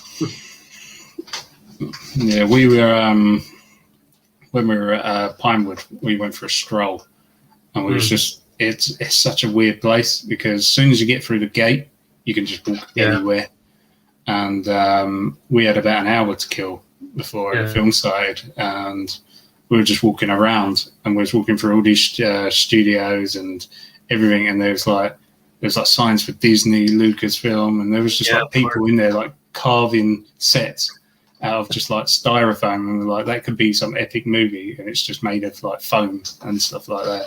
Yeah. Actually, I was kind of afraid when I walked into the Indominus paddock. I was actually afraid to be in that room because it was high up. Obviously, they built it like real size, but like you would walk and like the floor would bounce. Yeah, I was like, I can't be in here for too long. Is it a lot smaller, that room, than it seems? No, actually, honestly, that room is exactly how you would think it is. It's pretty big. The paddock itself is exactly the same size as the film. Like it's built to scale. I love that. Ray Arnold's big speech there about the lysine and all of that is just completely just brushed aside in the Lost World when Malcolm says it. Yeah, because he goes, "Oh, well, what about the lysine contingency or something?" And then Hammond goes, "Yes, but they're flourishing," and he just completely writes it off. Weren't the animals meant to like croak or something after? I mean, lysine deficiency. And he just goes, yes, but they're flourishing. Just completely fucking wipes it. At least they mentioned it. Oh my god! Imagine if they didn't. Yeah. I'm glad they mentioned it.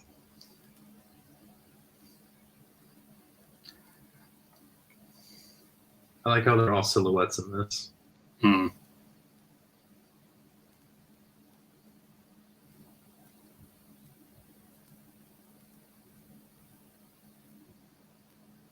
3 minutes.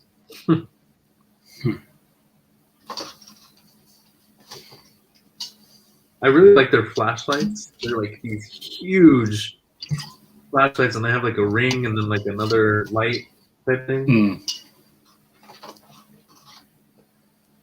It's that high powered, isn't it? That old box thing at the bottom would be a battery pack. Nowadays, your flashlights are like this big and makes like 10 times more light. Now, what a torch that powerful now would be the size of like a pencil. Yeah.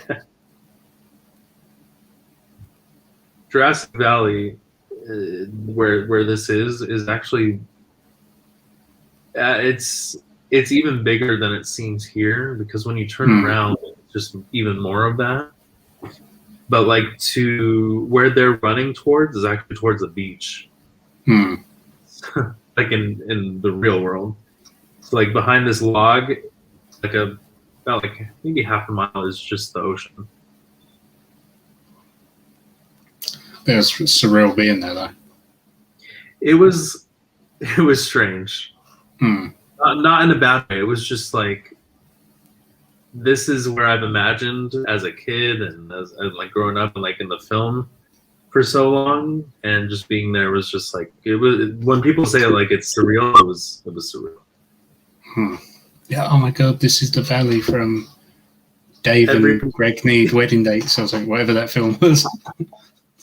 It's very true. And they say that on the tour too.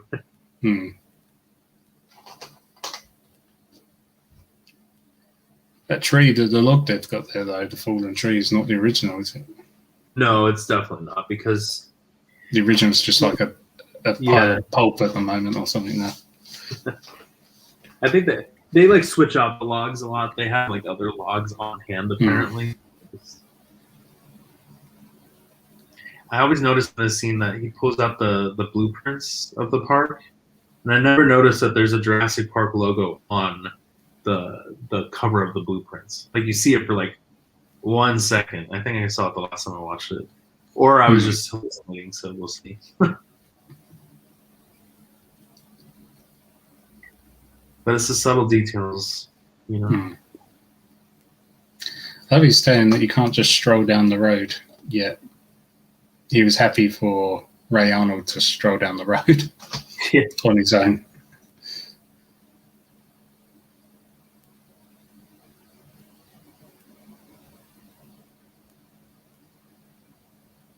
Is that logo on there? Yeah. I think it was. Yeah.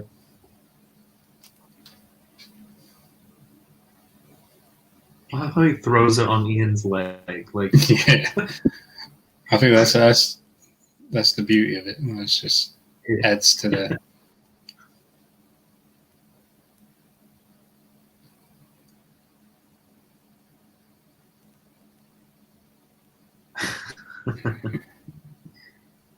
I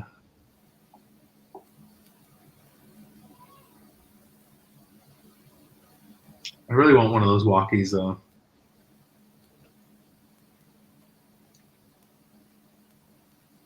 This is where you get like the full glory of Muldoon's whole outfit.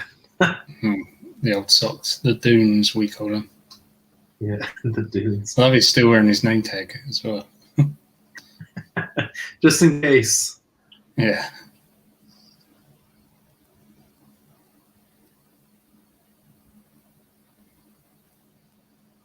Why does his hat have that little curve? Is that a thing?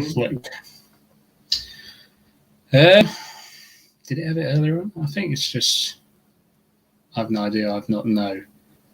I mean, they do it on all the action figures and stuff too, but I'm like, is there a reason?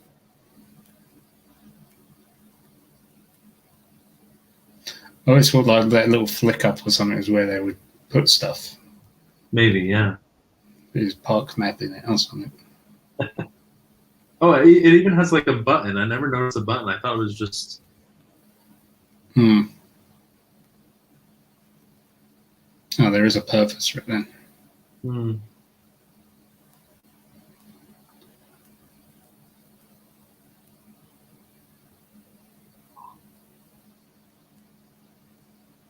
I love how she runs into the tree. The tree. When I was little, I would recreate this all the time because growing up, like there was a lot of trees and stuff like in our area, and I would just run as fast as I could, like with my friends, like reenacting that. Do you ever notice how they looped that shot as well? They're jumping over the log. Yeah. So it's not getting any closer.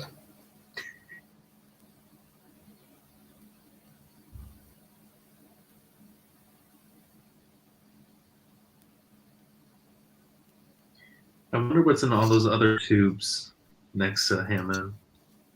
Honestly, he pulled the blueprints out of there, but I want to know, like, maybe it's other parts of the park or whatever. The toilets near the T-Rex paddock.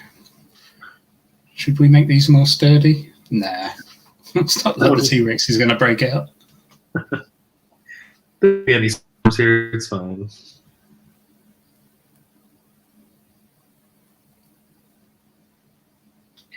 That 10,000 volts sign is now iconic because of this movie.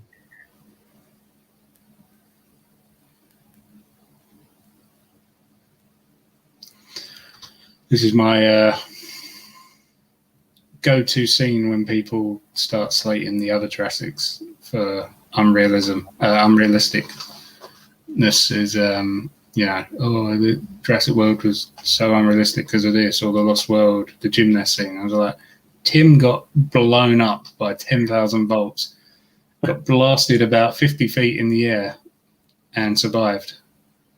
That, and he could also fit through that fence. Like if he really tried, he could have gone through. Yeah, that's true as well. We would call him Tim Invincible because he survives everything. The whole car getting tossed into the tree, he survived that. The bones at the end fall on him, and Grant drops him off him as well, doesn't he? Yeah. That's a good old drop. It's like, Tim, let go. Yeah. Not even a broken bone. That's what you get for being Tim Murphy.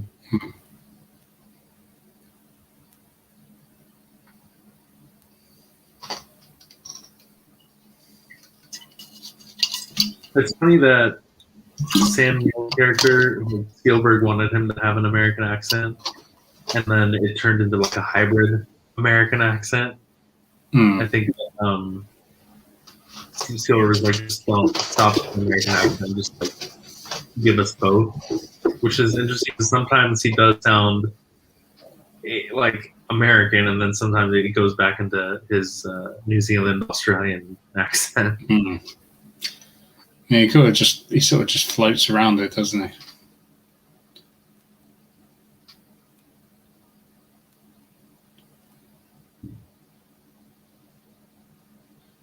I don't know why, but that button just looks so.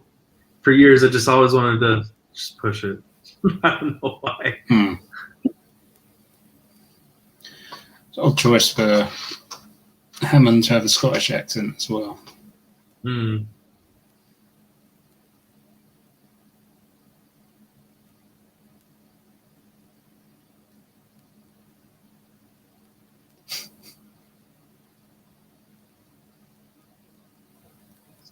She's so dramatic about it, and I love it.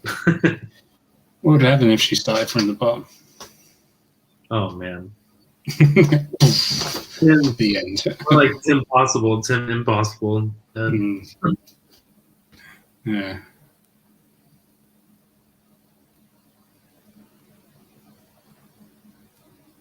Oof.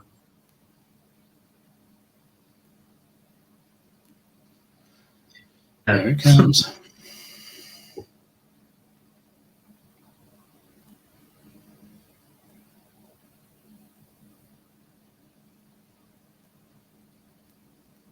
This scene where the raptor just pops out scared the shit out of me multiple times.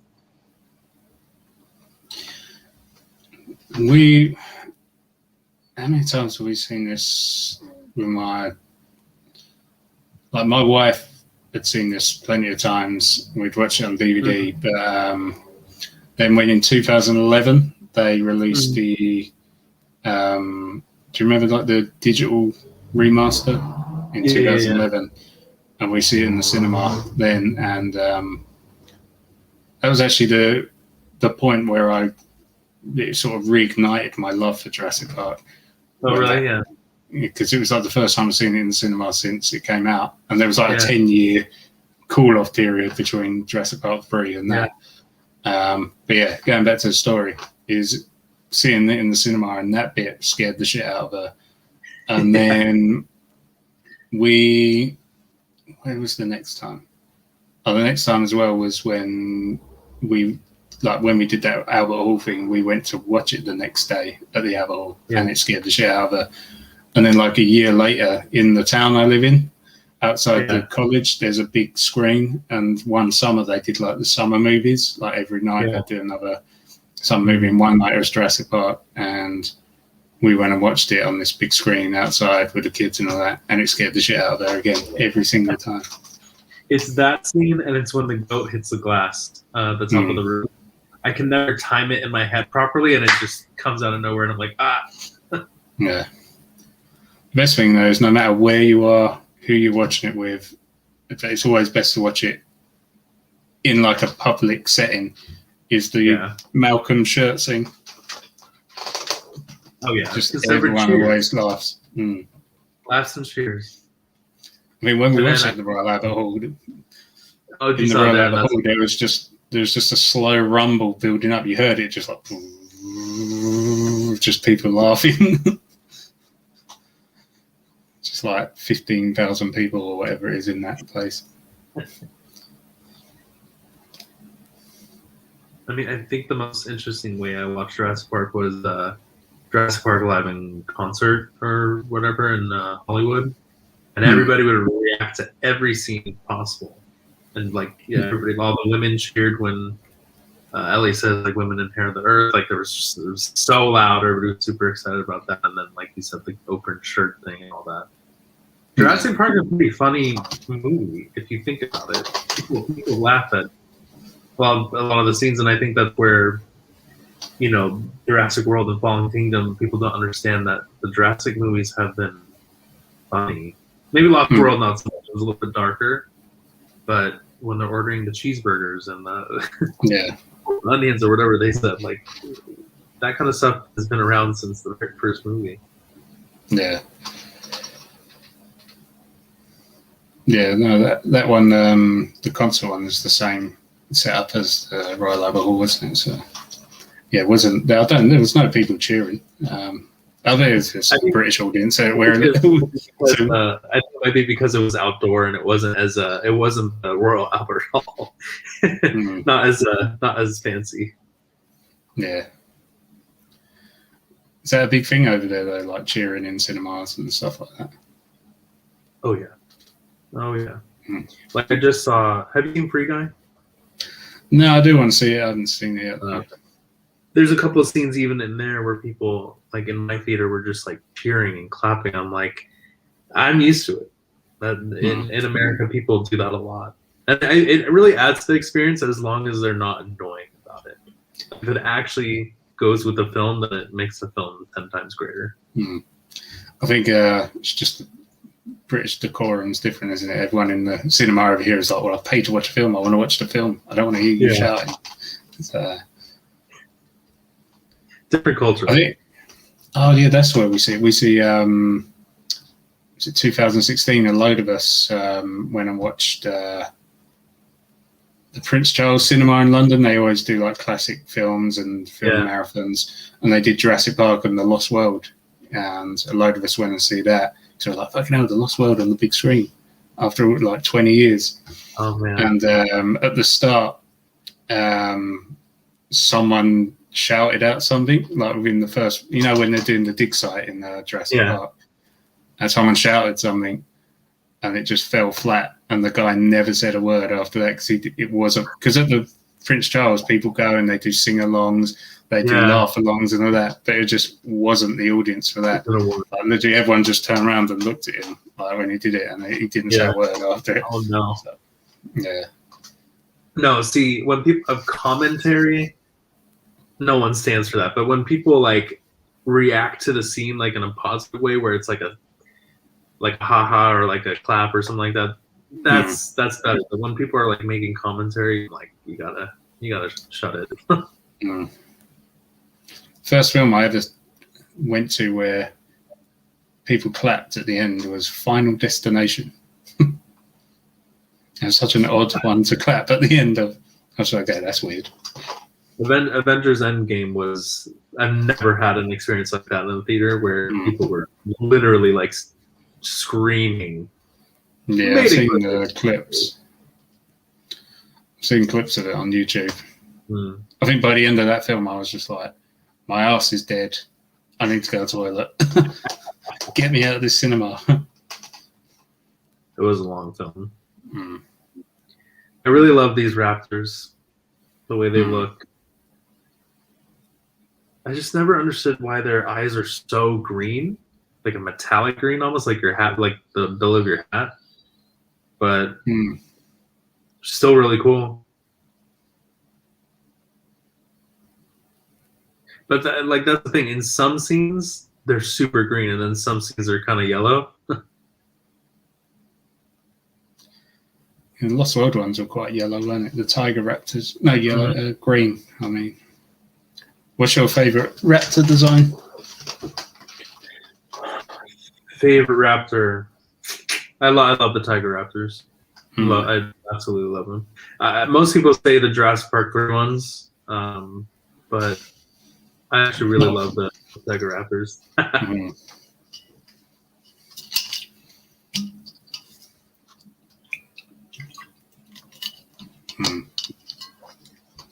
I always thought that this scene was so clever.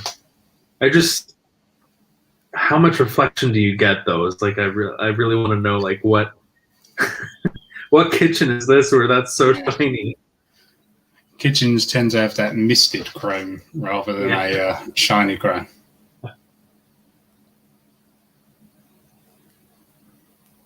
It's a clever little trick there.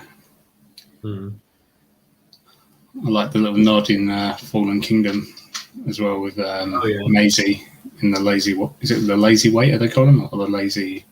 Like a I know, like a they call it something elevator here, but the one that she pulls herself up. Yeah, I think they're called a lazy waiter. So it means the waiter doesn't have to walk up the stairs or down the stairs. So she locks the door. So that raptor never gets out, right? We assume it dies or it gets frozen in there. Yeah. There was a scene in Camp Cretaceous, wasn't there, with the kitchen? Yeah. Was you had to open the door and there was like a perfectly preserved raptor. It should have been. Oh yeah, because they put the power back on, didn't they? Oh, but the visitor centre power would have gone. Yeah. Was the power gone? Yeah, it was gone by the time Jurassic World, at least. Yeah. Oh, that's scary. Always scary.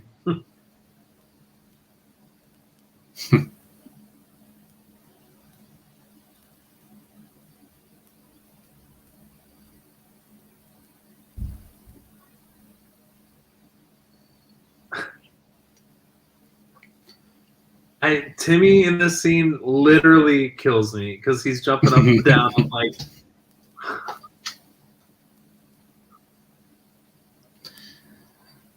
Tim's such a dope, though. You wouldn't want him to pick up the gun because you'd end up shooting Grant in the face or something. Oh my god.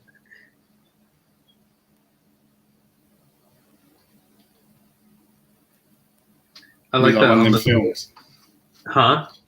As I say, it'd be like one of them films, you know, where someone tries to be helpful, but they trip up and end up shooting themselves or something. The movie ends right there. Yeah, and they all died. Just Hammond and Malcolm in the car, not talking to the helipad, just in silence. I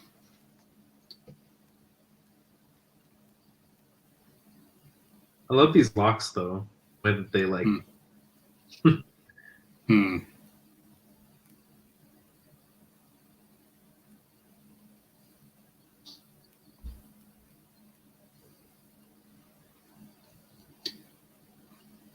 So good. So 90s. What point has it got to you with the film? For me, Yeah. he's calling him and saying that the phones are working. Yeah, it's just done that for me. No, because when we've done the other films and that, we found that the UK ones tend to always not skip ahead, but find a way to go ahead than people in the States. And we've always said this thing about like the UK films, they run at a slightly faster speed for some reason. Do they really? Is it a thing, or is it must be. But I think if you look at like run times of Jurassic Park on like a UK DVD compared to an American DVD, it's like 2-3 minutes shorter and things like that. It's really weird. I don't know why. It's like, I mean, we're less patient. My headphone fell out and it paused my movie, and I was like, "Oh no, this is a disaster!" And then like I was trying to listen in on what you did, and I like found the perfect spot, so we're still in sync. Yeah, I think you're still a few seconds in front of me, but it's still that UK. But then again, I'd be ahead of you, but now I'm behind. Yeah, exactly. So. That's my favourite Grant moment, just kicking the raptor in the head. So good. I just find it so funny. There's some great CGI though with the raptor jumping up. I mean, I wouldn't even know. That thing with her as well, it was the stunt girl, wasn't it? And they digitally put her face on. That's probably the best digital effect in this film, because no one would ever know if you didn't say it. Nowadays, it's like you can do that on your iPhone. Yeah. But back then, it's like, no. Put a top hat and a curly moustache on yourself as well, didn't it? Yeah. This is where things get a little crazy. Because those domes are heavy. Like, they're not... They're the ones, not these ones, the broken ones, but the original ones that are not used for this stunt are in Discovery Center in Universal Florida. Are they? Yeah, they're the actual prop ones in there. Obviously not the broken ones. Yeah, of course not. But... Yeah. But I think that one is definitely a ticking time bomb. Not a ticking time bomb, but it's you're gonna replace only a matter of time before it's gone. I gotta go. I'm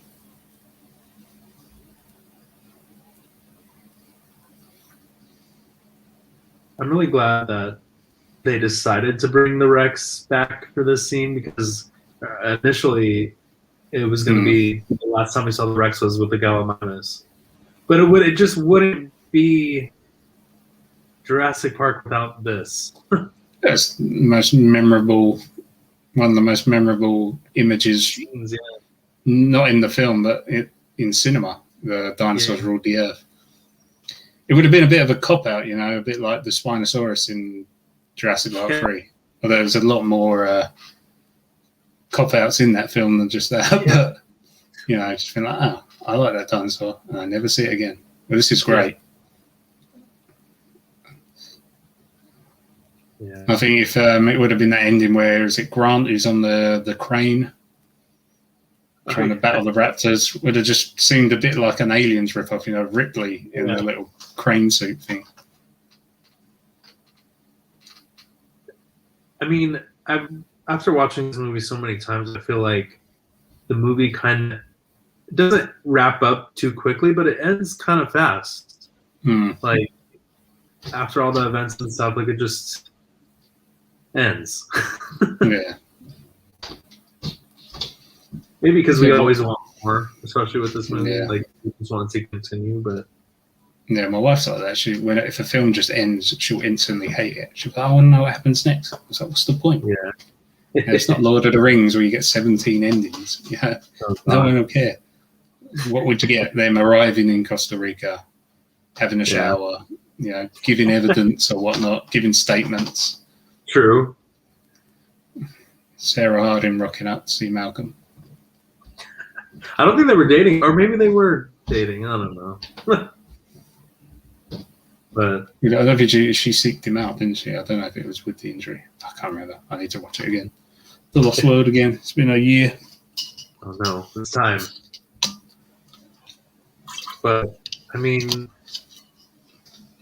this movie is just so good. There's no. It's just one of those movies. Mm-hmm. The perfect film. I had to look up what these birds were for a poster I was making for someone, and I forget what they are now, obviously, but like to find like the stock image of them was not easy. But I love this version of the theme too. How it gets all cheery. It's crazy that a film has so many memorable themes. You've got like this like more mellow version of it. Like you got the piano version where it's just like dun dun dun dun, and then you've got like the big trumpet, and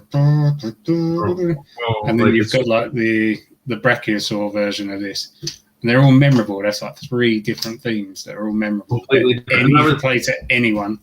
It's so true, and it's crazy. Speaking of like things that are memorable, it's like nuts how you have like the Barbasol can, and you have the pattern of the Explorer, and you have the When Dinosaurs Ruled the Earth banner. There's so many things that you can like pick apart from this movie to make other like shirts and whatever you want. Like there's so many things. And I don't feel like a lot of films have that where you can like pick apart the movie so much. It's not even trying that hard. It's very timeless, even though there is some very obvious time capsules within the film, like the CD-ROM and the computers they use. Other than them, it's a very timeless film. If you just blurred them out, it'd be really hard to determine what decade it is or what era it is. Honestly, that older technology really makes the film though. Like it makes it doesn't age. For me, it doesn't age it. For me, it's like a part of it. Yeah. But because although the like Jurassic World, Fallen Kingdom, the tech they had in that is all great and it's seen as modern. I can't remember the last time I went to say like a zoo or somewhere like that had all that tech.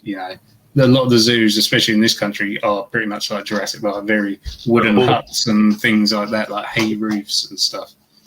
Yeah. So, but that was fun. That was fun watching that and discussing everything. Like I enjoyed it. Yeah, man. We should do it again sometime. Yeah, definitely. Maybe we do. No, go ahead. No, I was going to say we can close the video out and then we can chat a bit after. Okay. So, cool. So thanks everyone for tuning in with us, and we hope you enjoyed it as much as we did.